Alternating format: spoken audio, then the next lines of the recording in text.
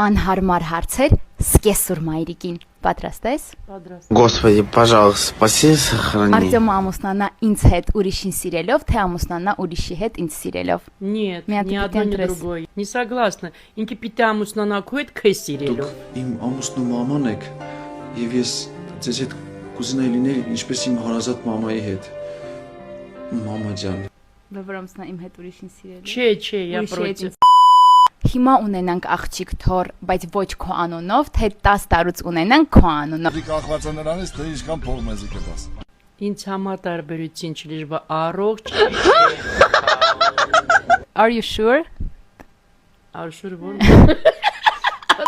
Ну я, конечно, хочу, чтобы у меня внучка была, девочка. А, Маринка, ага.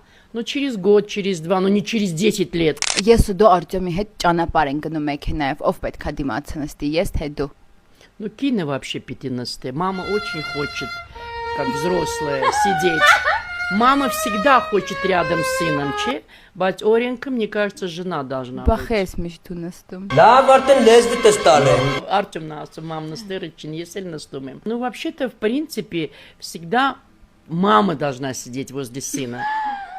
Я так думаю, я так думаю. Тебе понравились вопросы? Да, очень, можно даже повторить. Եթե շատ սրտիկ եք, мы повторим։